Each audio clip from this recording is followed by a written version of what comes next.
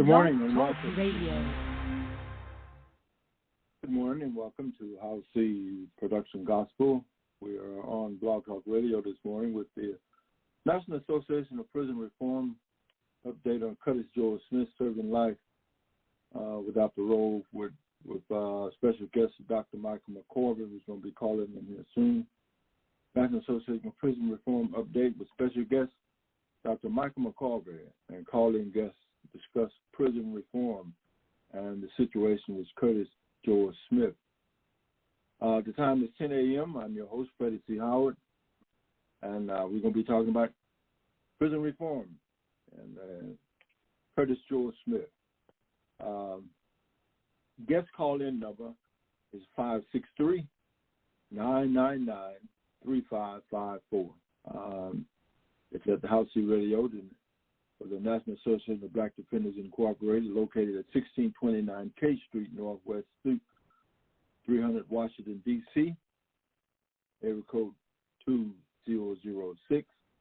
Grant information, you can call at 561-301-4494. The physical address that you can write to if you need information is 66 West Flagler Street, 9th floor, Miami Beach, Florida, 33130. The National Association of Black Defenders legal line is 561-581-1545.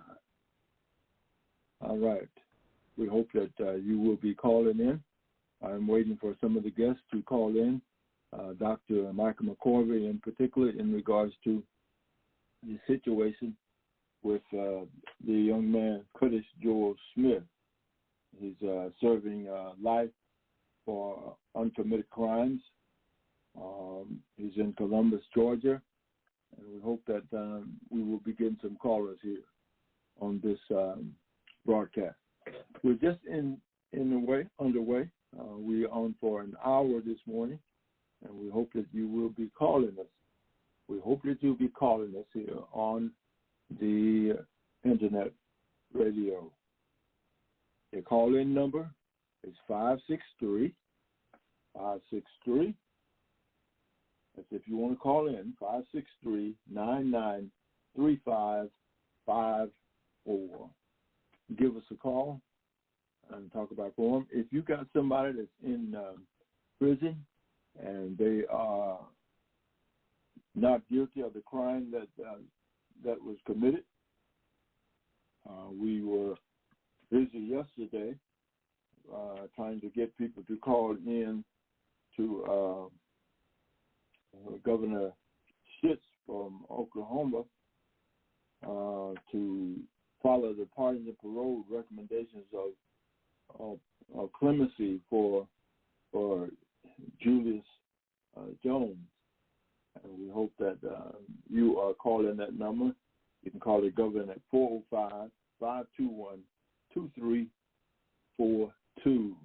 Give him a call if you would like to give the governor a call. We want to talk to you briefly about voting. You know that there is about 17, 18, 19 states across America that is doing things to prevent people from voting. Absolutely prevent them from voting, slow down the registration process, make it more difficult to get to the polls, all kinds of different things, stumbling blocks thrown in the way. And I call it stumbling blocks for a reason, because to tell you the truth, there is nothing that anybody can do to prevent you from voting. All you have to do is register. We got a caller on the line. Okay, let's let him in. Good morning. Good morning and welcome. Welcome to House C Production Gospel. We are talking about Curtis Joel Smith this morning out of Columbus, Georgia, serving life for uncommitted crime. How you doing this morning? 50522. Hello? Hello? Hello? Hello? I got a call on the line, but they're not talking. I guess they want to listen. The National Association, but anyway, we were talking about voting prior to getting to the current subject, which is Curtis Joel Smith out of Columbus, Georgia, serving life for uncommitted crimes. Dr. McCorvey will be on here. Then we thank you to guests, whoever they are, at 984-465-0522. We hope that if you want to speak, you are free to speak. Your mic is open, and you can talk if you like to. All right. National Prison Reform. Now, so far as people voting, all you have to do is register, get up off your duffs, and go vote. That's just all to it. Can nobody stop you from voting? They can put all the laws and whatever they want to in place.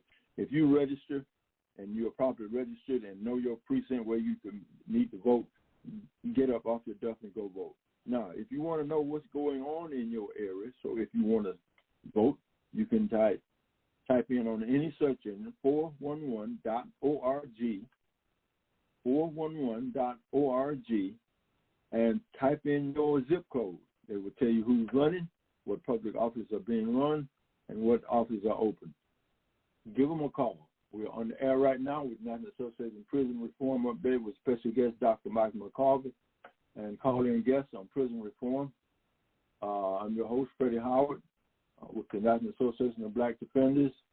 You can call in at 563-993554 if you would like to talk. We are going to go to our computer. We are on our cell phone because our computer has been acting up, and we have one caller on. We're going to go to the studio if the computer will allow us to click on to that. Let's see, that's the problem that we've been having here lately with our radio station is our computer has not been doing what it ought to do, and it's been slow. We're going to continue to try to get it working. But we are on the cell phone with a caller now at 984-465. We thank you for calling. And if you would like to talk, you can talk because your mic is open. Your mic is open. All right. Let us go to, let's go to the studio on the computer, and we'll be on the computer as well as the cell phone. As the computer indicating that it may be connecting. We hope that you will call in. If you want to call in, you can, and talk about prison reform. National Association of Black Defenders, Prison Reform, our baby Curtis Joel Smith serving life for uncommitted crimes is our headline.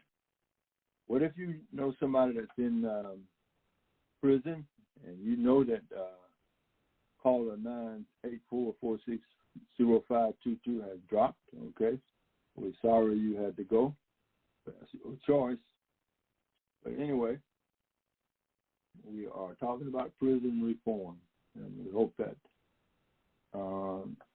you are aware of the situation of incarceration in this country. What do you think about the case in which the young man, that 17-year-old young man, came to a event there in a part of America, traveled all the way down there with an assault rifle with 30 rounds in it. 17 years old now. He coming down there like he gonna do something. Man, I don't understand that. How a 17-year-old have that kind of mind to be talking about coming down somewhere and going to protect some community. Hell, he ought to be there protecting his own community. He ought to have his month at home playing games or studying for school or whatever. I wonder, was he in high school anyway? Anyway, we had a caller. We're just going to write down that number. Drop callers, CALLERS. Drop callers at telephone, his area code is 984-465-0522.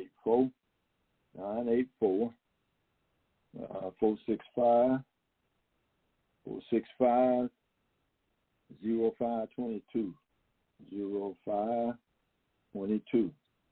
We don't know what his problem was or why he dropped off. It wouldn't talk when we asked him to speak on the radio. But the line is open. And if you want to call in talking about prison reform, give us a call. 563-999-3554.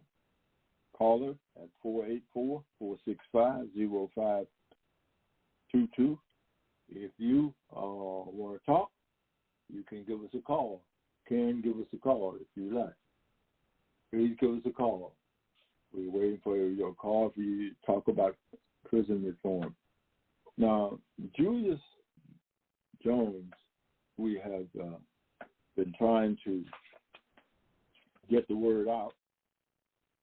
Now, he has, today is the 12th. He's got 6 more days because they set an execution date for him on November the 18th. That's 6 more days from now. 6 days from now. That means in 6 days, the state of Oklahoma is going to be executing Julius Jones if the governor does not make a decision. The governor's decision he can go ahead and execute Julius Jones, or he can look into his, not somebody other state, but the Oklahoma State Pardons and Parole Board, who voted to commute his sentence. They voted to commute his sentence. Now, if he don't want to do that, that's up to the governor. That's between him and God. If he got something that he is so sure of that man is innocent and it should be executed, so be it. But his Pardon and Parole Board, in the first time in history of the criminal justice system there in Oklahoma, gave him a clemency, and he is on death row. First time in history. That's powerful move there. That deserves somebody paying attention to that. I mean, pay attention to it, because he was on death row, and over the years of the penal system of the Oklahoma system, had never commuted a person's sentence. That's some powerful stuff there, and we hope that the governor will listen. Now, there have been over 7 million, that includes my signature as well, asking for clemency, asking for him to be released, for him to let him go home. Julius Jones, convicted of a crime that others say, and the evidence showed that somebody else did it. They put it on Julius. He did not commit the crime. We are going to go down and go ahead and play some music if nobody calls in here. I don't know what's going on with Dr. McCorvey or any of the people that's supposed to be a part of this broadcast, but we are here like we said we're going to be here. I don't know what's taking place with them, but I'm doing my part. Okay, we're going to go to find something that we can play right quick. Hey, Jazz Makers, Billie Jean, Ain't No Sunshine. Let's see. Just trying to find something to play. Just trying to find something to play. You stay with us. Grab your cell phones, get your computer, take out your tablet, and go to https://www.spreaker.com/user/By Faith Alone Radio, and listen to the best in Southern Gospel, Praise and Worship Gospel, Contemporary Gospel, Bluegrass Gospel, with your host, Evangelist Carlton Barber. All right. We're still here. waiting for our callers to call in. If nobody called in, we're going to go ahead and play some more music. Some of the audio clips that we got here. If nobody calls in, we'll play music or whatever. If somebody calls, Radio Gospel Play when you're ready. Party, that's the Rance Allen group. Let's hit that for a minute.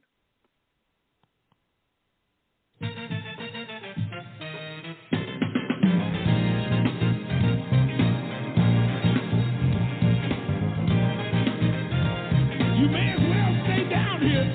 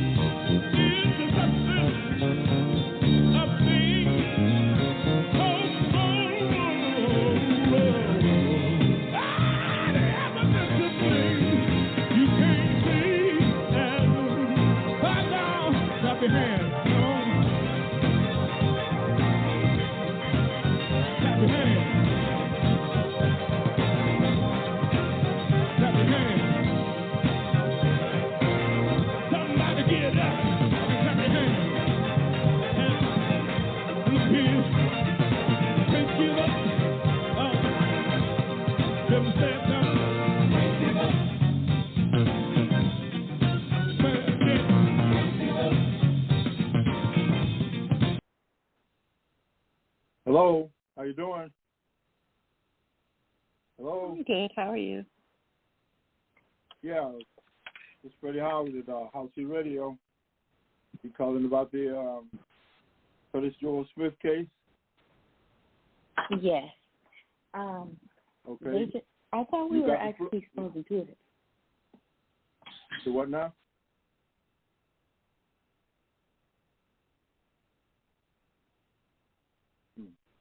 That caller just dropped off. I don't know what the problem was.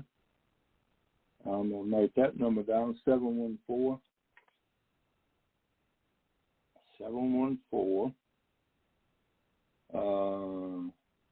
476 9790. 9609. 9609. Anyway, we're still on, and we're going to go ahead and play some more music. We are supposed to be talking about, caller's supposed to be talking about Curtis Joel Smith there in Columbus, Georgia. And we're going to go ahead and play some more music. And hope that someone will call in. We're going to go ahead and play a little bit of a jazz mix.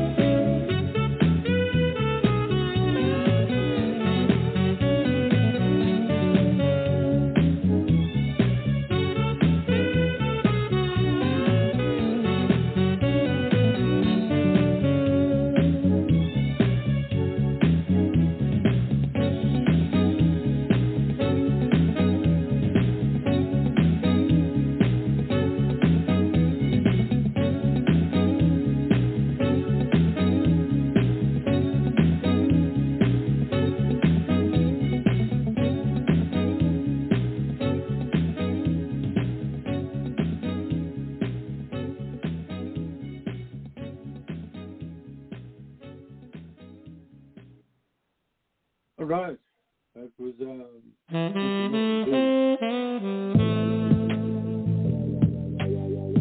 son John.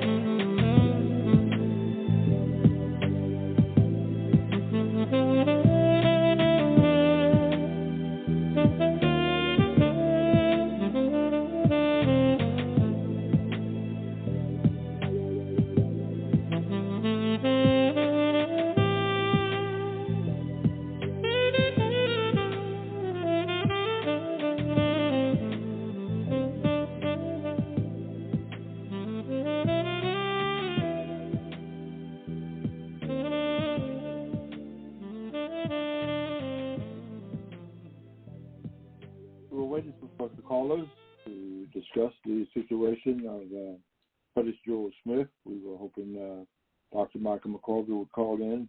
I think I heard some try to say that maybe lost his phone at the Atlanta airport yesterday, and he may not have access to a phone, or he may be busy doing something else. But anyway, we have been waiting for callers to call in and talk about prison reform. If you know somebody that's in jail that committed it in there for incarcerated for a crime they didn't commit, we've been talking about prison reform, and so forth. Curtis Joel Smith serving life for uncommitted crimes. You can call in at 563-999-3554. We have 30 minutes left on the broadcast of the recorded time, so I hope you call in. If you need legal service from the National Association of Black Defenders, you can call 561-581-1545. 1545. To follow this broadcast, let's go to Policy Production Gospel, Blog Talk Radio on the internet, on Facebook. We left a link everywhere for you to follow. Yesterday, we had a very productive broadcast, even though we didn't get a response, but we did talk for a whole hour and a minute or so. Okay, I got a call calling. Got a caller calling.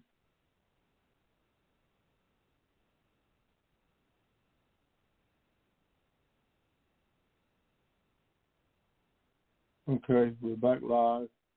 We're reconnected. We hope that we're going to go ahead and play some more music.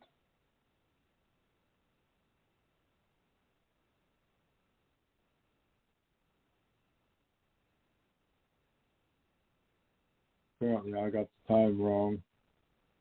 National Association of Black Defenders Prison Reform update. Curtis George Smith serving life with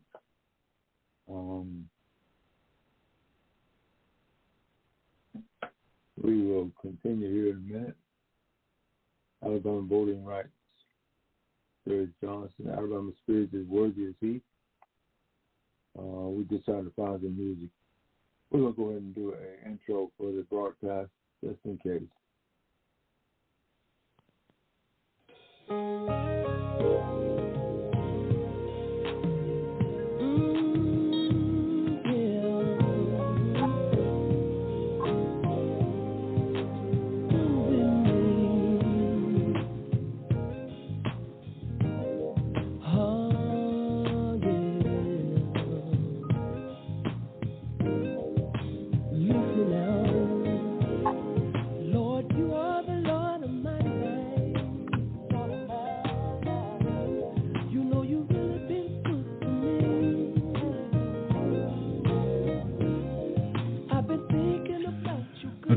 Good morning, and welcome to House Shooting Gospel Blog Talk Radio. Good evening, and welcome to House Shooting Gospel. Good afternoon, good day, whatever time it is, wherever you are. Welcome to House Shooting Gospel. I'm your host, Freddie Howard, coming to you from 231 6th Avenue, down south in the big city of Beatrice, Alabama, playing good gospel music, all styles of gospel music, whatever type of music you want to hear here on House Shooting Gospel Blog Talk Radio. We focus on ministering to the entire man. Stay with us as we continue here on House of the Gospel Blog Talk Radio. Now I'm on my way to heaven because he cared so much for me. And if you really want to get there, all you gotta do is believe and just make him your one.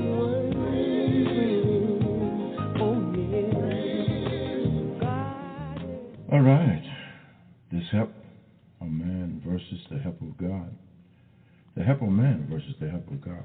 Help from man is temporary and unsustainable, but help from God is lasting and complete. That's a powerful word and an understanding.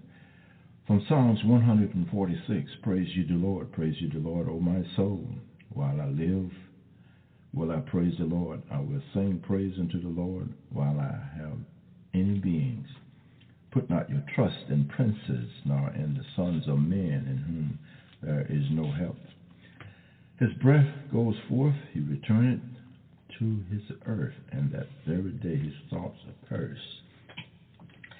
Happy is he that has the God of Jacob for his help, whose help is in the Lord his God, which made heaven and earth, the sea, and all that's therein, which keepeth truth forever, which executed judgments for the oppressed, which giveth food for the hungry. The Lord looses the prisoner. The Lord opened the eyes of the blind. The Lord raises them that are bowed down. The Lord loveth the righteous. The Lord preserveth the stranger, he relieveth the fatherless and widow. But the way of the wicked he turneth upside down. The Lord shall reign forever, even thy God, O Zion, unto all generations. Praise ye the Lord. You did it for me.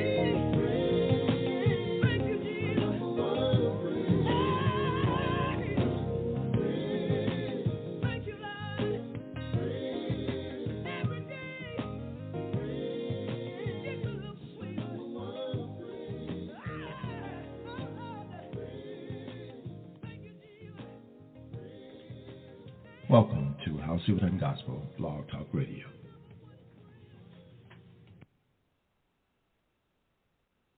All right. We are trying to get on another song here for you, as we made a mistake in the time, apparently. That's the Association of Black Defenders Prison Reform update. Curtis George Smith serving life without parole for uncommitted crimes. Let us continue. Tried to get something on, but apparently it's not working.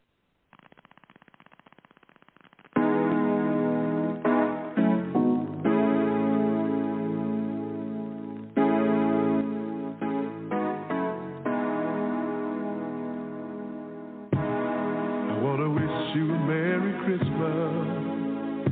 A Merry Christmas, Jesus, to you. Merry Christmas, Merry Christmas, Jesus, to you.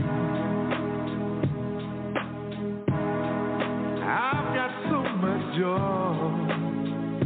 on this Christmas, and it's all because of you. I've got so much peace on this Christmas.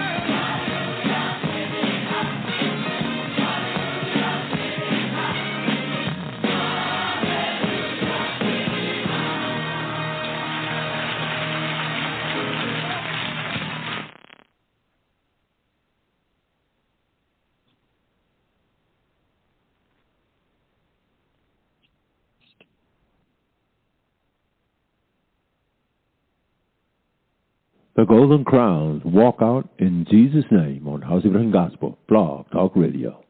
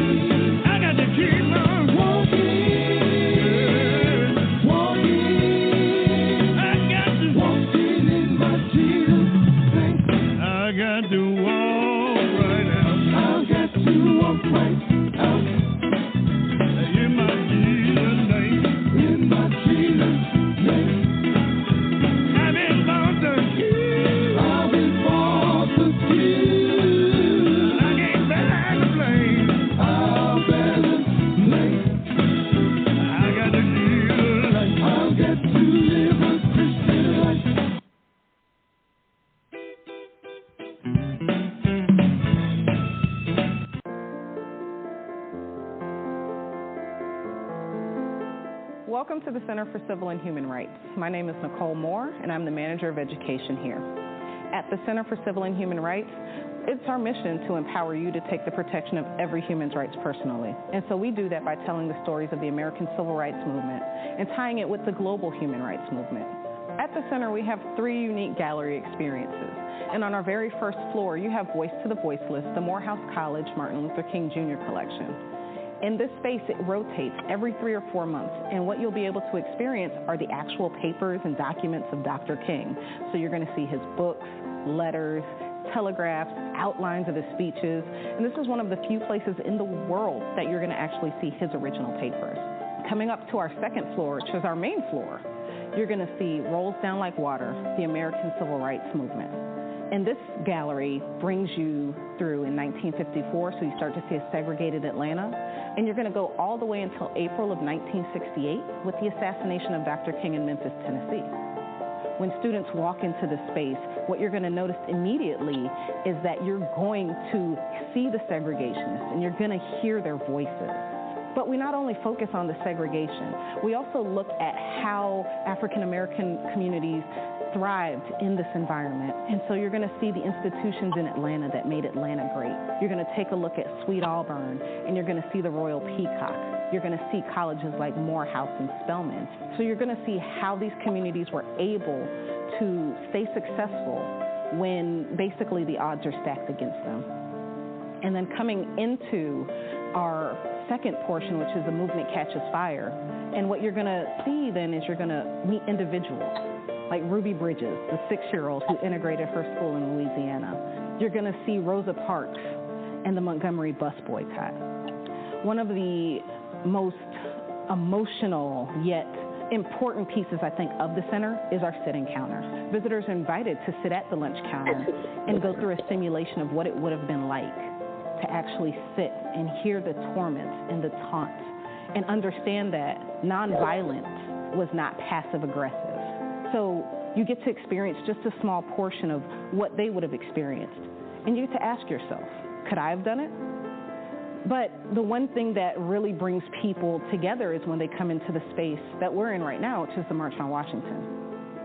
And in August 1963, over 250,000 people, black, white, Latino, Asian, they all descended upon Washington, D.C.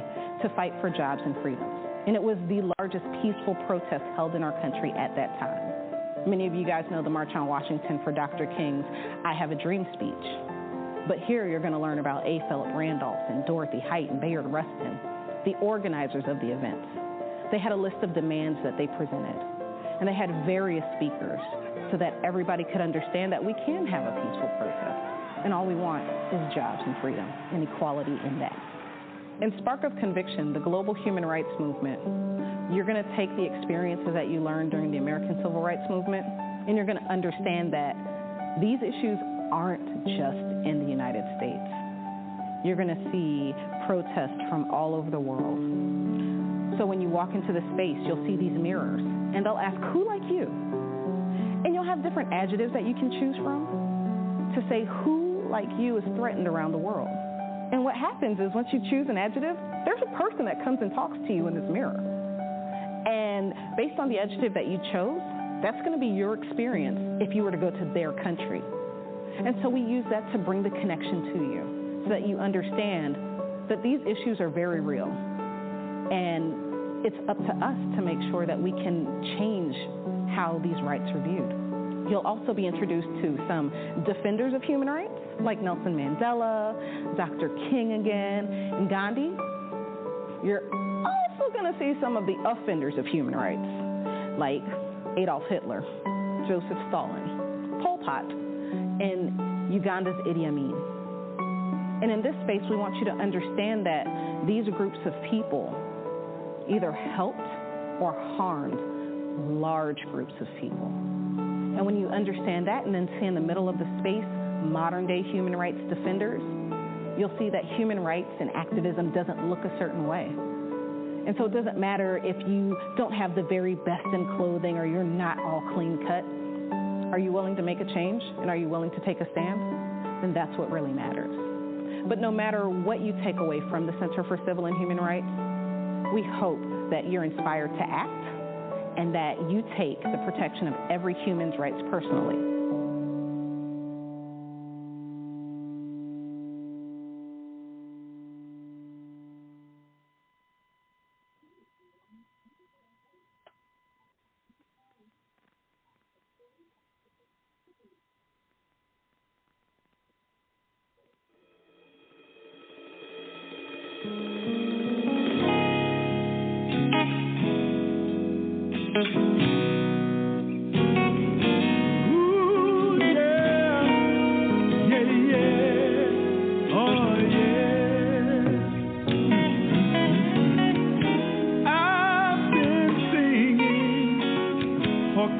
while now. Been through a lot of trouble, but with God's help, I've made it through somehow. You see, I don't have time to wait, waiting on you. Gotta get my reward, and I can't get it until I get through.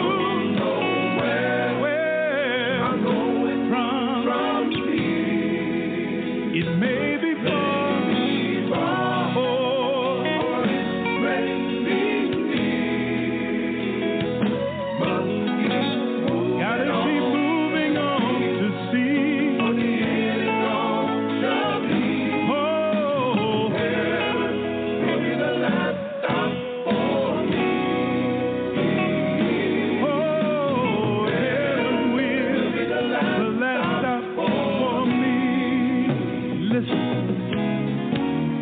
you know my friends told me, they say, Reed, I'm gonna be with you all the way, but I keep moving on, sometimes singing for no pay. You see, I made a vow to God, and I made a commitment to. So when the Lord opens the door, I can walk on through.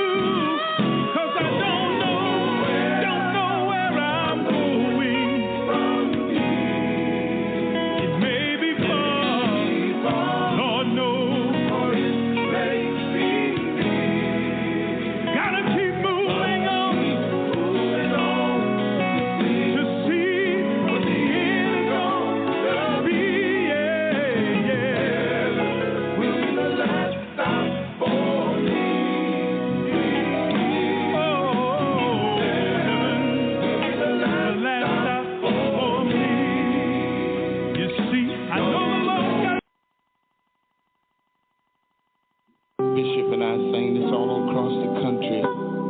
Mama, I'm going to do this for you today. And I will trust in you with all of my heart. Hey, with all of my heart. Yes, I will. And I won't. Good morning, good morning, good morning, good evening, whatever time it is, wherever you are, God is right there with you. Let us go to the throne. Our Father, which art in heaven, hallowed would be thy name. Thy kingdom come, thy will be done, as it is in heaven. Give us this day our daily bread, and forgive us our debt, and forgive us our debtors, and lead us not into temptation, but deliver us from evil. For thine is the kingdom, the power, and the glory, forever. Amen. Amen. Come on, everybody, put your hands together. It's got to get better. All over the world, listen to these words. People come. People come. People go. People go. Your life has been out of control. Out of control. You're confused. But don't worry. Don't worry your soul. It will get better. It's got to get better.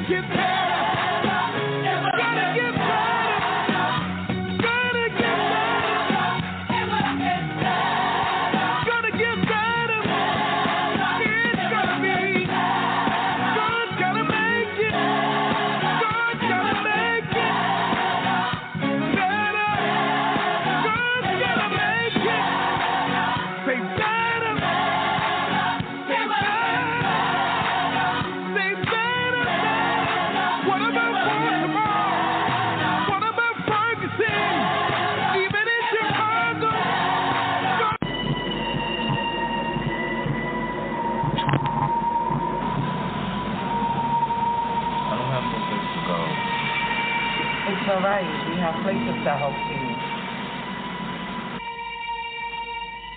Don't worry, we can take you and your son to a safe haven. Please. He took everything. He took my money. He took my car. He just locked on my door. Please. You understand? This ain't supposed to happen to me. I'm a man. You are not alone. We have support groups that can help you.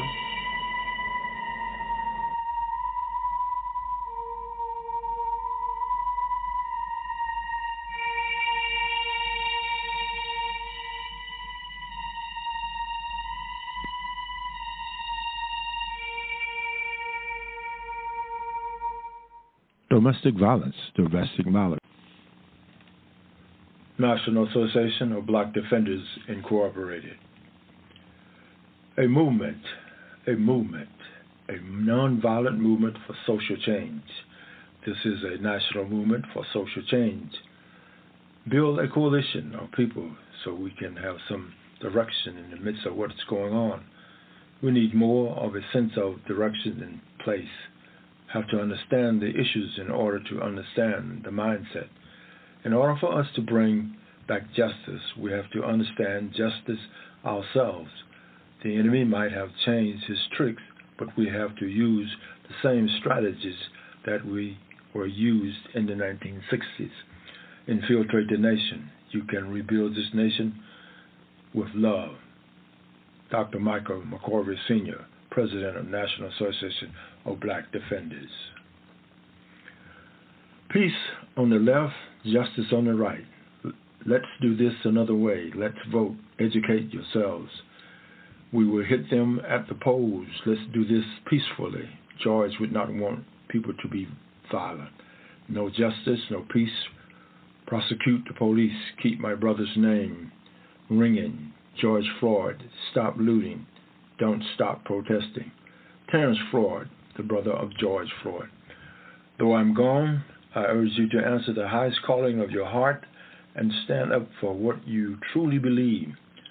Get out there and push. Stand up. Speak out. Get in the way. The same that my generation got in the way. Get in trouble. Good trouble. Necessarily trouble. If you see something that is not right, not fair, not just have a moral obligation to do something about it. My dear friend, your vote is precious, almost sacred. It is the most powerful nonviolent tool we have to create a more perfect union. The Honorable Joanne Lewis, the National Association of Black Defenders Incorporated. Get involved. Find out about it, their resources, their vision, and their target issues. Their board members, quotes and excerpts from news, public health resources, criminal justice and prison reform, the gallery of pictures of their involvement. Get involved. Contact them.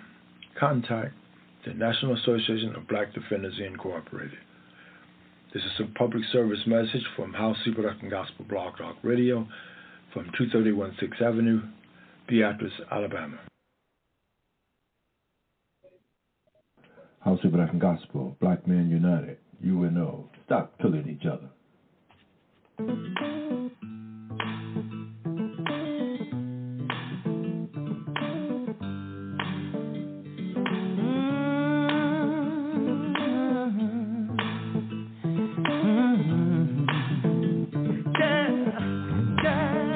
When I was a young boy, I had visions of fame. They were wild and they were free. They were blessed with money. And then I grew older and I saw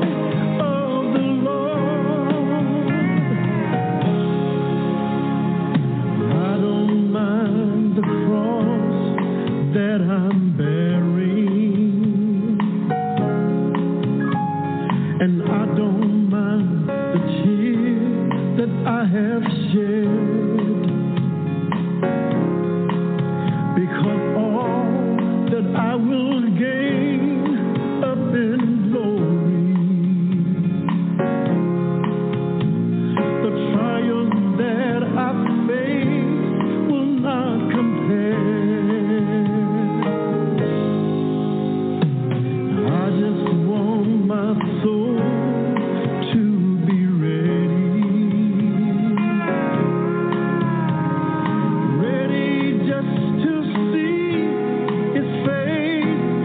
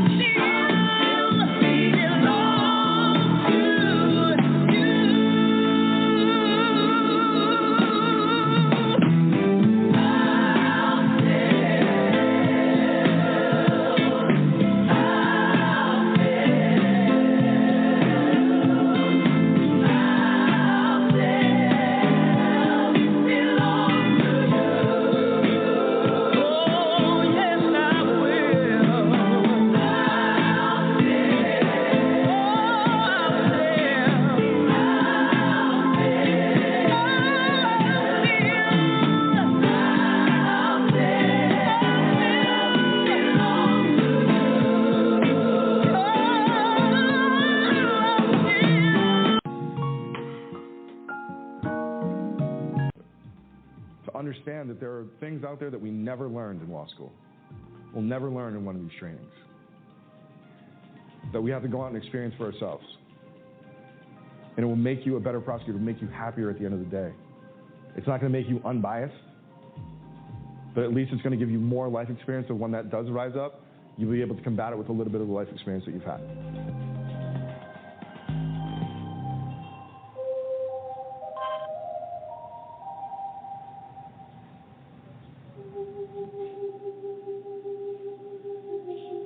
Julian's mom is frightened for his future. Julian had to wear a restrictive ankle bracelet, which makes it practically impossible for him to get a job. But the courts will only remove the ankle bracelet when Julian gets a job. He's trapped in an inhumane cycle that perpetuates his criminalization. It's almost impossible to get out. Prison is a supply problem. If they don't have the supply, they can't run their business. And they have no way of actually taking people from the street and putting them in the building. It requires the police, it requires prosecutors, it requires judges, and it requires probation officers. The police, prosecutors, judges, and probation officers don't make a dime off of prisons. We have no incentive to send people to prison. The reason that we do is that that's the tool that we were told will make us safer and make people better. But we don't profit off of sending people to prison. And so if we can change what happens down here, police should be trying to reduce crime in their neighborhoods. Prosecutors should be trying to improve public safety in their neighborhoods using data and science that we know works. Probation officers should not be probation officers, they should be probation liaisons. They should be helping people stay out of jail. Probation is another reason why so many people are in jail. Probation officers used to be like social workers, helping inmates make the transition to life on the outside. But over the last 20 years, they've become more like law enforcement officers. Mass incarceration, sure, it's a result of the war on drugs and sentencing laws. But it's really, especially in the jail system, it is probation violations. There are so many people sitting in jail for probation violations, which a lot of the time are not new crimes. So when you go on probation, you have general rules that you have to follow. Let us know where you live, let us know what your phone number is so we can contact you, get employment, get housing. None of those things, if I don't do them, are crimes. If I choose to not have a job, that's not a crime. If I choose to hang out with my friends, that's not a crime. If I choose not to get an education or to, smoke weed, those aren't crimes. And yet, as a prosecutor and as a probation officer, if you do those things while you're on probation, I can send you to jail. And that's a dirty little secret that we don't talk about, is how that functions. 76% of prisoners who are released are rearrested within 5 years, many for probation violations. Another thing we don't talk about is that you, as a person on probation, you pay the government to be supervised. So it was $65 a month when I was a prosecutor. I think it's up to $90 at this point. But when you're a young black male who has no employment opportunities and you have kids and you have no education and you're caught selling drugs to make money, you go through all of this stuff. We make it harder for you to get a job, harder for you to get a house, harder for you to get any financial aid, harder for you to get services. And then you have to pay for that. And so what do you think is going to happen? Like, how did we, when we created this system, think this will be a good way to keep people from committing crime? If Americans knew what was happening in prisons and jails with their tax money, they would demand change. How many of you know someone who's been in jail? Everybody. Wait a minute, you've been in jail? Yeah. It's inevitable to end up here. You feel like you're never out. If the jails were filled with white kids from the suburbs, and then they were making those white kids work for no money, how long do you think that operation would be allowed to last? I'm pretty sure someone's making money off it. The criminal justice system in this country's only real function is controlling poor people. When I went away as a kid, it taught me nothing. It made me resent the system as a whole. We gotta change it around here. American Jail, a CNN film, premieres Sunday night at 8 on CNN. Or are a major injustice. Take a look. In my hometown of Easton, Pennsylvania, nothing stood taller than the jail on the hill. Every family had been touched by it. We all had tales of broken men in and out of lockup. I just assumed I would end up there too. How many of you know someone who's been in jail? Everybody. Wait a minute, you've been in jail? Yes. If Americans knew what was happening in prisons and jails, they'd demand change.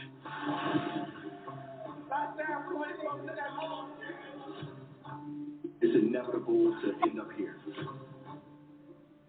If the jails were filled with white kids from the suburbs, and then they were making those white kids work for no money, how long do you think that operation would be allowed to last? The criminal justice system in this country's only real function is controlling poor people. When I went away as a kid, it taught me nothing. They got changes around here. American Jail, a CNN film, premieres to...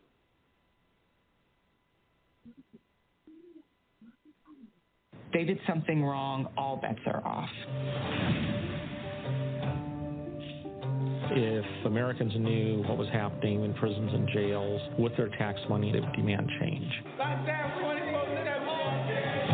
How many of you know someone who's been in jail? Everybody. Wait a minute, you've been in jail? Yeah.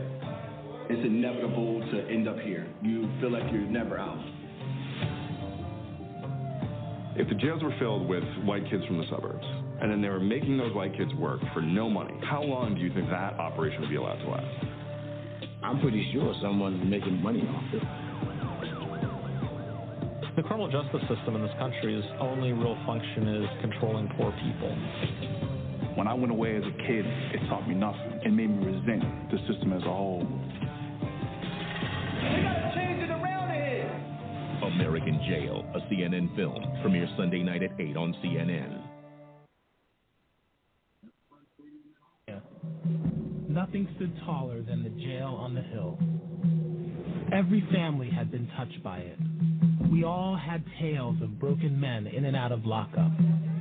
Black fathers, sons, uncles, perpetually absent from graduations, weddings, birthdays, funerals. I just assumed I would end up there too. Back in high school, my friends and I were already skilled in trading narcotics, breaking and entering. We were taking what we wanted from rich white college boys, unconsciously stealing back what had long ago been taken from us. I always drove the getaway car. My best friend Tommy rode shotgun. We were young and smart, rushing fast down roads leading us closer and closer to that ominous jail on a hill. Then I read James Baldwin, and I discovered that it didn't have to be that way. Baldwin's fiery words gave me courage to dream. I applied to college. I left Easton for freedom. Tommy stayed, spending his whole adult life going in and out of jail. When I heard Tommy committed suicide, I decided to try to understand his journey through the prison system, to uncover the whole truth about the all-consuming, all-powerful, all-American jail. The prodigal son, I climbed into my car and headed home. It felt right that I was not running away, that for the first time I was driving full speed towards the jailhouse on the hill.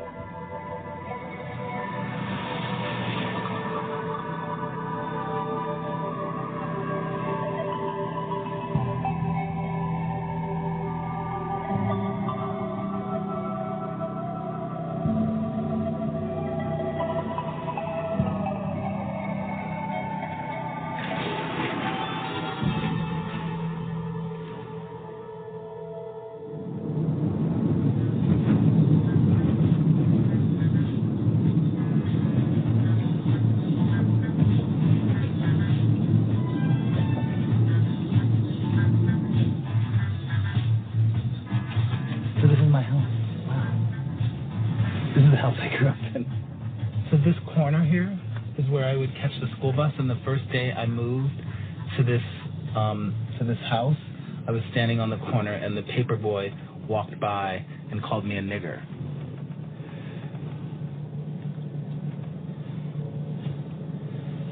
I think it was the first time someone called me a nigger. And his mother said, don't do that because those people burn our house down.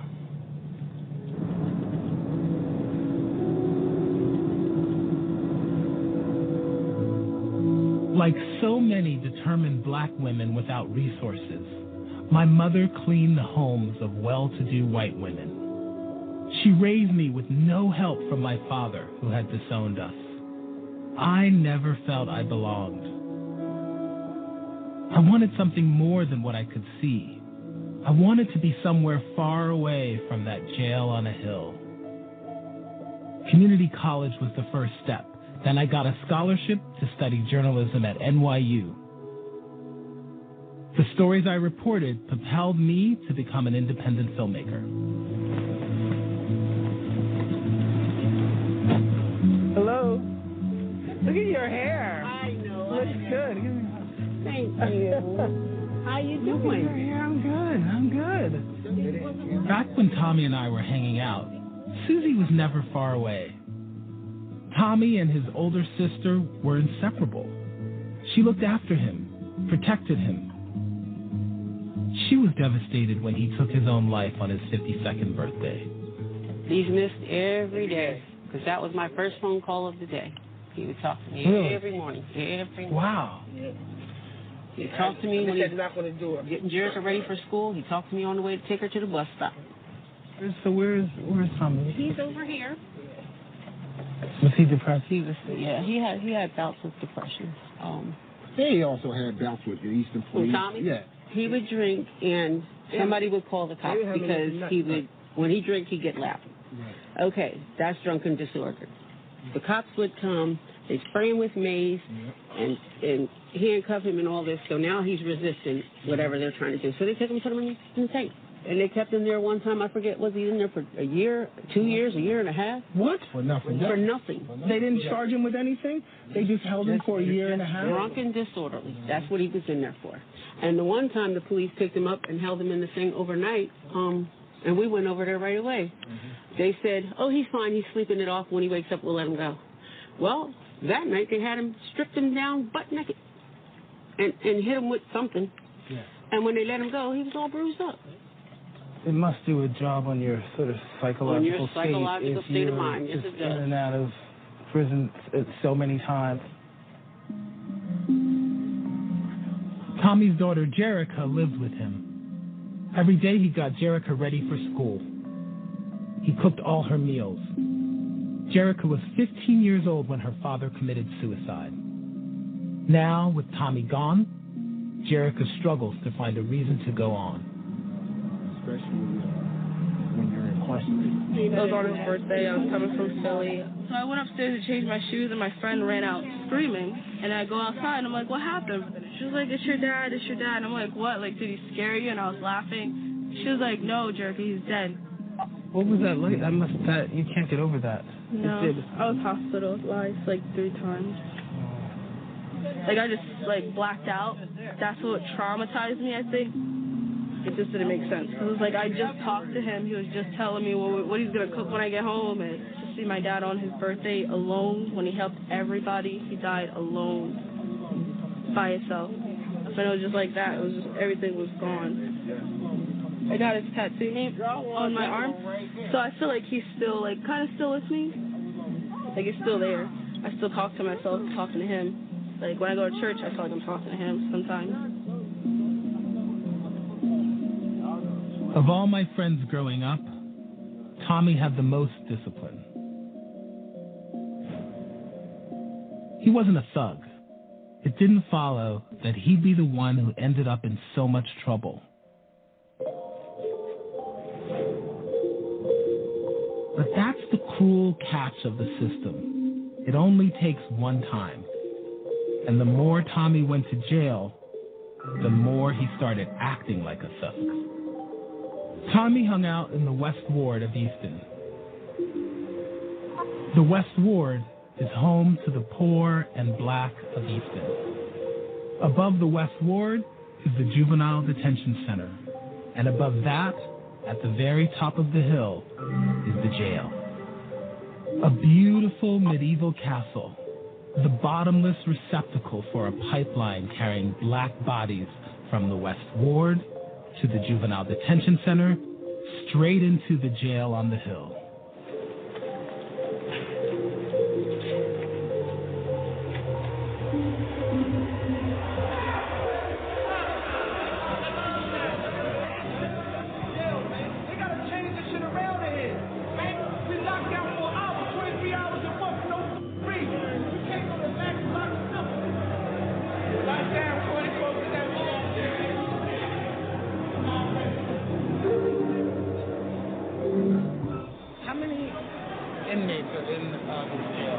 Currently, we have 746 inmates. So you're over here. It's a little tense. It's loud. Your hair in the back of your neck stands up a little bit.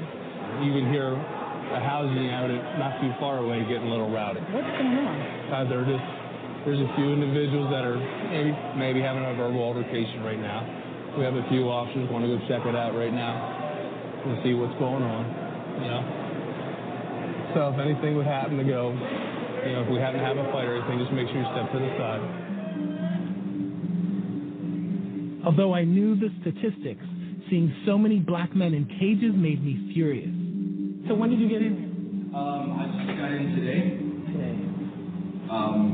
But I'm obviously familiar with the system and how sometimes corrupt it can be, or how messed up it can be for something so small to be something so big and something so long lasting, Tell me about this.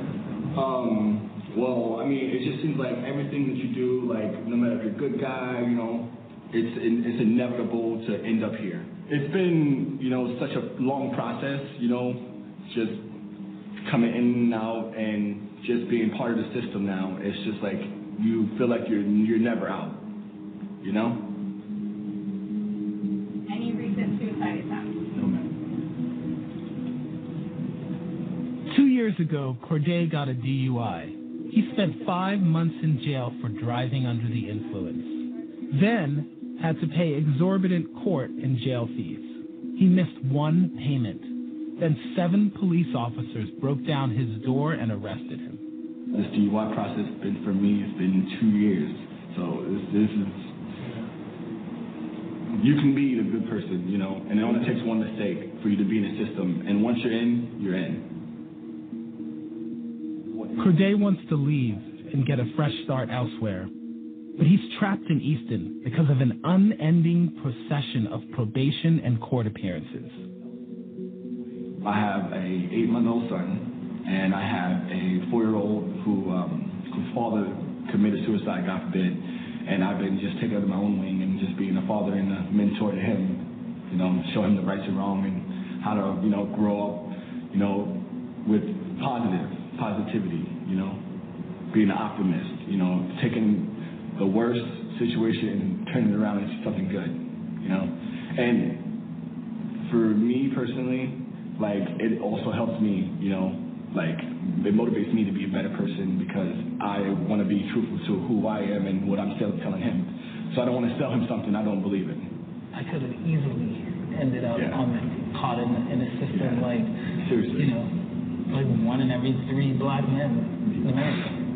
Man, talking to the choir right now because I understand exactly what you're saying, and that sucks to for it to be like that. But I mean, it's the world we live in, and you would think after years and years of integration and being equal to the next guy, the guy next to you, it would change, but it doesn't. No, not at all. Corday's story is a lot like Tommy's. I know it would have been my story, too, if I hadn't got out of Easton. I got out, but my friends didn't. Growing up, I was very aware of being different.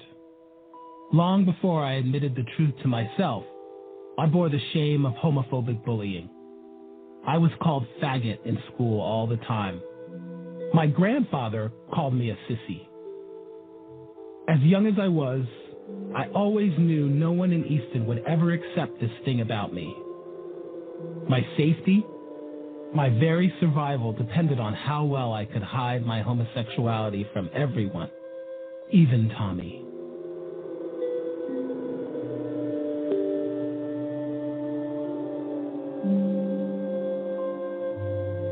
When I packed up and left home, it was in search of other people like me.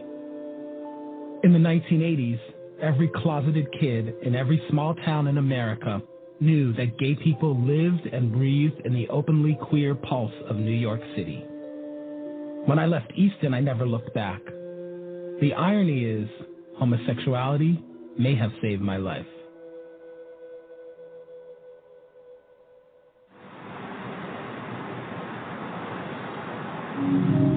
We thank you, Lord, for the resilience of the human spirit, for the resilience of this nation, that out of the ashes we rise, out of the dust, Father God. Church was always a big part of our life growing up. Tommy played the drums in the band, and I sang in the choir. My biological father was a deacon from another church. When my mother and father met, they were both married to other people. They had an affair. My father chose not to acknowledge me as his son. I felt abandoned by him. After my mother left Easton, I had no reason to go back. Being there brings back all the demons I thought I left behind. Hi. Good to see you. I'm happy that you came back to see everybody. I have a nephew who's been incarcerated. He's going to be in for 13 years. You're a correctional officer. Wow. So where are you? At Sing Sing Correctional. You're at Sing Sing. Yeah. After church, I had lunch with Tommy's family. How many of you know someone who's been in jail? Yeah. Everybody. I've been in jail. What? Yeah. Wait a minute. You've been in jail? Yeah. In the county jail? Lehigh County, yeah. Wow. Center, where they center at? Mass incarceration has become an accepted part of life for poor people and black people in America. It is so entrenched in our nation's identity that we take it for granted and accept it as the norm. Its roots are buried deep in our troubled history. When slavery was abolished in America in 1865, the United States Congress created the 13th Amendment to the Constitution, which essentially redefined the parameters of slavery. Neither slavery nor involuntary servitude except as a punishment for crime, whereof the party shall have been duly convicted shall exist in the United States. This clause has allowed Americans to continue to enslave black people and poor people for over 150 years. Today, America has the highest incarceration rate in the world. Our jails and our prisons are mostly filled with poor people and people of color. I needed to see how this inhumane system works. Hey, Paul. Roger. Hi, Roger. How are you? All right. So nice to meet you. I need to show you around. Paul Wright, one of the most important advocates for prison reform, has himself served time in prison. I spent 17 years in prison myself. I've known thousands of people over the years that have been in prison, and I've yet to hear a single person say, you know what, prison was really good for me, and, I fared very well. You spent 17 years incarcerated? I did. And I was really surprised when I went to prison at basically the brutalization, dehumanization that prisoners are subjected to. And one of the things I thought about then in 1990, which 27 years later I still believe, is that if Americans knew what was happening in prisons and jails with their tax money and in their name, they would demand reform and they would demand change. The United States has the highest incarceration rate in the world. Since the 1980s, the rate has skyrocketed. How did we get to this point? You get to mass incarceration not because of rising crime levels or crimes that people are committing, but also by criminalizing more and more behavior and more conduct. So, okay, why is that? So it took the United States from 1776 to 1990 to lock up its first million people. Then the prison population doubled between 1990 and 2000. So it took us 10 years to lock up our second million. We have widening gaps of inequality in this country, and I view mass incarceration as a tool of social control. What are they controlling? Poor people. I mean, the criminal justice system in this country is literally, its only real function is containing and controlling poor people. What's the threat of poor people? Social change and political change. Poor men of color in particular are the foot soldiers of revolution and change in the world. And in this country, they're viewed as a threat.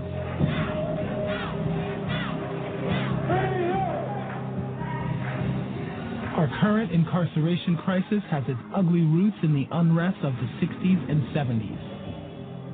John Ehrlichman, counsel and assistant to President Richard Nixon, later admitted that the Nixon White House had two enemies, the anti-war left and black people. We knew we couldn't make it illegal to be either against war or black, but by getting the public to associate hippies with marijuana and blacks with heroin, and then criminalizing both heavily, we could disrupt those communities.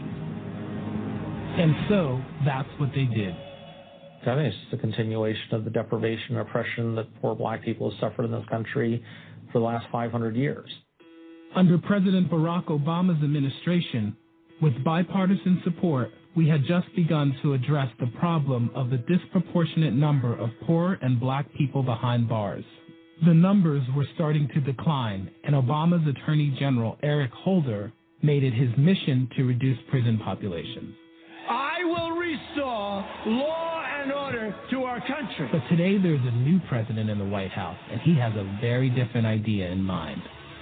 And when you see these thugs being thrown into the back of a paddy wagon, you just see them thrown in, rough. I said, please don't be too nice. Like when you guys put somebody in the car and you're protecting their head, you know, the way you put their hand over. Like, don't hit their head, and they've just killed somebody, don't hit their head. I said, you can take the hand away, okay? Donald Trump has decided that mass incarceration is a good thing, and we need to increase the number of people in prison and increase prison sentences and turn back the clock on prison reform. Many in his own Republican Party disagree with him, but his Attorney General, Jeff Sessions, a relic of the racially segregated Jim Crow era from the South, is leading the charge to lock him up and throw away the key. Today I am announcing that I sent a memo to each of our United States attorneys last night establishing a charging and sentencing policy for this Department of Justice. But it is important to note that unlike previous charging memoranda, I have given our prosecutors discretion to avoid sentences that would result in an injustice. This is a key part of President Trump's promise. Sessions has told federal prosecutors to ask for the most serious charges and harshest sentences against defendants. You know, opponents of mandatory minimums or tough sentencing say that it disproportionately affects minority communities. But what they don't mention is that minority communities are the ones most disproportionately impacted by drug traffickers targeting those communities. And the crime in those communities, they're the victims, ultimately. And that's what we're trying to stop. Tough on crime ultimately benefits the communities that is victimized by crime the most. What about reducing prison populations? Is that an issue, as I know that was for Holder? I think our issue is reducing crime. I don't think we're trying to get to a result beyond that. I think that making sure that families throughout America are safe from the most violent and dangerous criminals, that is our number one priority, and that's what we're focused on. What the Department of Justice fails to acknowledge is that studies have shown that prosecutors are 75% more likely to charge black defendants with offenses that carry mandatory minimums. Though minority communities may be targeted, this does not justify the fact that following conviction, black defendants receive longer sentences for similar crimes. It makes me so angry that he chooses not to acknowledge that our criminal justice system overlooks the crime in white suburban communities. Instead, he chooses to only highlight crimes in communities of color. These racially informed micro and macro aggressions only prove that the prison system is biased against minorities, and even more biased against poor communities of color. They're not paying attention. They don't care because it's happening to somebody else, and often that person is a different skin color or ethnicity than they are, and they just think they did something wrong, all bets are off. But I also think if you talk to people and say, should you be paying for all your life for one disorderly conduct, or, you know, should you be in jail for off and on for several years for writing one bad check or not returning a blockbuster movie? Nobody believes that. What's the motivation to keep the numbers up? You know, here's the thing. There's not one person who controls those numbers, right? The path to jail is made up of decisions by lots of different people, most of the time not in coordination with each other. So suddenly, the jail is full. The bureaucracy of mass incarceration has grown into a monster of many heads. Locking up large numbers of people began as a way to control black activists during the civil rights movement of the 1960s. In the 1980s, black behaviors were criminalized as the war on drugs focused on crack. By the 1990s, with widespread racist fear of super predators, there were so many people incarcerated that prisons became an industry. Now, that industry has become so lucrative, so far-reaching, that the moral issue is complicated by the financial issue. After the shooting of Michael Brown by a police officer in Ferguson, the U.S. Justice Department investigated. They found that the local government was using unnecessary fees and fines in order to extract large amounts of money from poor and black people. This investigation found a community where local authorities consistently approached law enforcement not as a means for protecting public safety, but as a way to generate revenue. It's not just Ferguson. These are the same kinds of court fees that got Corday thrown back in jail in Easton. I've met many others who are in jail simply because they cannot afford to get out. This modern-day practice of punishing people for being poor is reminiscent of the inhumane debtor prisons of the past. What do you all, can I ask what you're all in here for? Well, I'm in for DUI, my third, and I'm getting out in 5 days, but I've served a year, whole year. This time it's for a second offense DUI. How about you? I'm here because I owe $545 to domestic. The child support. My case was being closed, but I lost my job before I could pay the last payment, and I'm here for 6 months now. It's just backwards. It's Crooked County, I think. Crooked County? Mm-hmm. Yeah. Northampton is all about their money. You owe them $5, you better give them their $5. Mm-hmm. And there's no help. There's no help. I mean, how is she supposed to pay child support if she's in jail? Yeah. Makes no sense. And the whole reason why I was on child support is because I went to go get clean. I was a heroin addict. I was working. My living situation got messed up. I got kicked out. I had to quit my job, and now here I am. Over $545 on a case that's going to be closed as soon as I leave here. And if you don't get the proper help, the recidivism rate is just, it skyrockets, you know? Everybody is in and out, in and out, in and out. I think they need to offer more treatment. Like, a lot of the treatment centers around here are closing, and I just think that's a terrible injustice to people because you're not going to get better sitting in a bunk in a cell. You have to work through everything. It's a vicious cycle. It's a cruel cycle that often supplements the budgets of local governments as they extract unnecessary fees from people who can't afford to pay. The cost of running the criminal justice system is also enormous for the rest of us. State governments pour money into it, spending an average of 5% of their local budgets on correctional institutions. The federal government spends a whopping total of $265 billion a year, essentially paid for by taxpayers. Who is profiting from the billions of dollars being spent, and where does all that money go? One answer I hear a lot: private prisons. But the truth isn't what you might think. What is the percentage of private prisons in America? It's pretty small. I mean, basically, they're kind of stagnant at around 6% of the total American prison population. But I think one of the things, too, is I think this is confusing the symptom with the disease. And I think the private prisons are the symptom, mass incarceration is the disease. Only the government drives mass incarceration.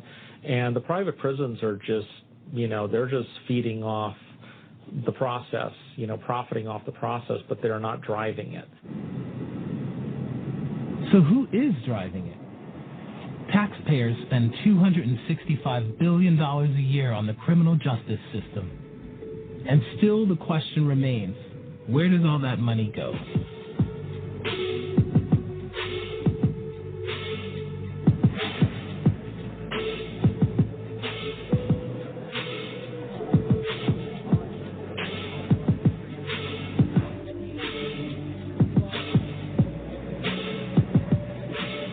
So tell me what you do and where we are. So I'm the executive director of the American Jail Association, the only organization worldwide that we're aware of that focuses exclusively on the men and women who operate and work in our nation's jails. Right now we're on the show floor of our conference. This is where vendors showcase their products and services that are used in jails. Everything from clothing and food to medicine to security systems. If you run a jail, it's like running a city. Tell me about these chairs. Yeah, so one of the manufacturers, Norix, produces furniture for jails, for inmates. Furniture like this, made of plastic, so you can wash it down. It can be easily maintained. No sharp edges, no way to take something apart and make a weapon out of it. It's a comfortable environment for an inmate. We want to keep inmates comfortable. That's not what I thought. The private company Norix is just one of many companies that profit from correctional institutions. Last year, their revenue was an estimated $22 million, much of it from this industry. I'm starting to see why this $265 billion a year industry makes it so hard to change the system. Basically, the United States has done a good job of creating a self-perpetuating prisoner machine. And one thing to look at is their jobs depend on mass incarceration. And I think it was Sinclair Lewis that said it's hard to explain something to a man when his paycheck depends on him not understanding. To be fair, it's not just private companies. Yearly, $265 billion of our taxpayer money is spent keeping public prisons and jails running. Wages for correction employees alone are $38 billion a year. Healthcare costs are $12.3 billion. And $2 billion is spent on food. As it is, with all profiteering factions of any bureaucracy, no one wants to lose their piece of the pie. When they call it a prison industrial complex, it really is. I hate that term. You hate that term, right? Why do you hate that term?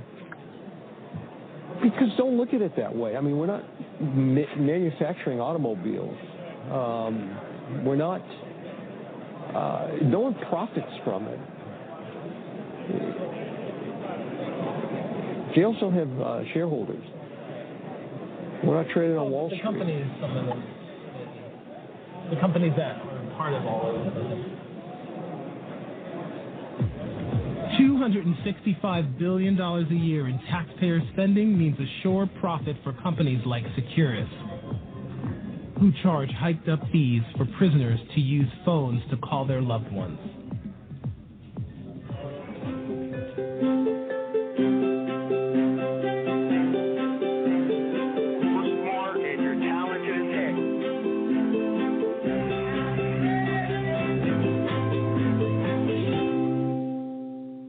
For individual families, it's not uncommon for them to pay upwards of $500 on average a month. But you're talking about the most economically vulnerable families in our society. So they are being weighted with the burden not only of a loved one who might have been the primary breadwinner. Now that breadwinner is gone, and now that family is being overly taxed. Okay, we're talking about a phone call. We're talking about a phone call. The fees that inmates pay for everyday services are several times what we pay outside of prisons. And companies like Securus continue to see their profits rise at the expense of disproportionately poor and black inmates. There are a number of companies that profit from the poor that end up getting locked up. whether it be the telephone companies that profit from usurious telephone rates, the companies that manage financial flows to and from people in prison and their families, food service companies. There's a lot of money to be made in this industry. I'm also complicit. Yeah. Yes. In this particular account, you have 3 mutual funds, and we can look online, see what those mutual funds are invested in, and see if they are involved in some way profiting from the prison system. So, I'm looking for Corrections Corp of America. And there it is. Yeah, it seems crazy, doesn't it? It's so mind-boggling. Yeah. It's very warped. It may be time to tell your financial advisor that there are certain issues that you'd rather not be involved in. Yeah. And to think that I'm an investor in that, unknowingly, is even more disturbing for me. Because I keep going to people and saying, is this some giant conspiracy? Is it? And they're like, no, it's like everyone, it's just the way things are done. So from the prosecutors to the DAs to the judges to the magistrates, everyone to the COs they're just all part of a system that works. It's an industry. Yes. Although if you look back, 10 or 20 years ago or longer, I think it was almost, they knew kind of how it was going to end up, right? And they didn't scale that back. I think there were concerted efforts to not do anything about what was Why do you think that is? Institutional structural racism.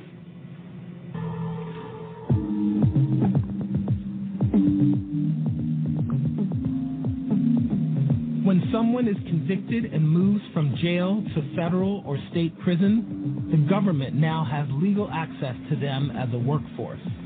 These prisoners work for almost nothing, making road signs or mattresses or just about anything the government decides. The Eastern Correctional Facility is one of the oldest prisons in New York. Here, many of the prisoners are enrolled in a prison labor program where the inmates work for far below minimum wage. Some people see these programs as a good thing, training inmates for skills they can use when they're released, while others see it as modern-day slavery. Many of your speed limit signs, your stop signs, your no U-turn signs, all the road signs you're seeing as you drive down the road on any typical journey, they make many of them right here. So what do they get paid? The pay rate ranges from about 15 cents an hour up to 65 cents an hour. What's the sort of motivation for not paying them minimum wage? Well, wage and inmate pay rate is set by regulation, but you have to understand, a minimum wage employee in the community, that's assuming that they're meeting all the financial demands of perhaps maintaining a household, a family, and all the attendant fiscal responsibilities there. Purchasing of groceries, the housing costs, transportation costs, health care costs. For an inmate who's incarcerated in a correctional facility, those costs are not realized by the inmate. For time spent within the penal system, inmates will accumulate fees averaging $13,600. Their families suffer huge financial losses in lost wages. By the age of 48, a former inmate will have earned $179,000 less than someone who has never been incarcerated. Every time that prisoners have gone to court seeking to be paid for their labor, seeking to be compensated for their labor, the court's response is, you're slaves of the state. Those are the exact words of court after court after court for the last 120 years. Prisoners are slaves of the state, and as such, they're not entitled to any compensation at all. I read in Prison Legal News that companies like Victoria's Secret, Whole Foods, and Starbucks have used prison labor. Paul Wright exposed those stories. What percentage of prison labor is corporate America?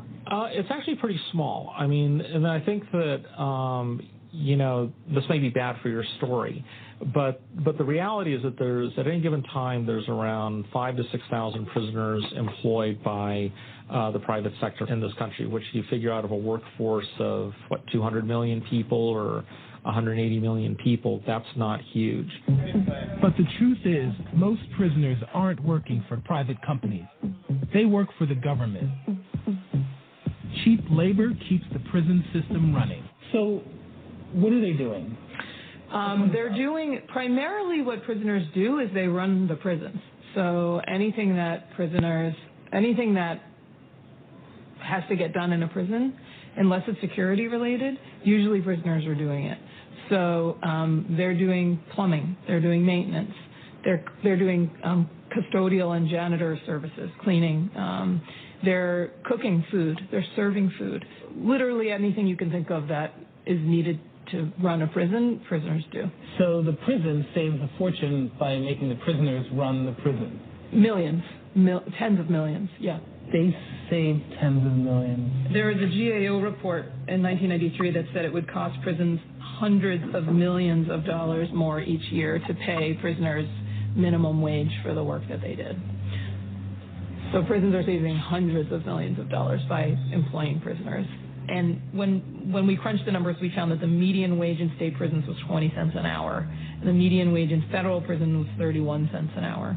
And in a number of states, they don't pay anything at all. What? Yeah. Oh, yeah. In Texas, Georgia, Arkansas, and Alabama, prisoners are not paid for their work at all. And in some places, they're required to work under threat of disciplinary action. If they say, no, I'm not going to work, they can write you up for that. They can send you to solitary for that. That's slavery. To work for free, and then they can put you in solitary if you don't work, or write you up for not working for free. Why is that not slavery? In the prison labor debate, we rarely hear from inmates.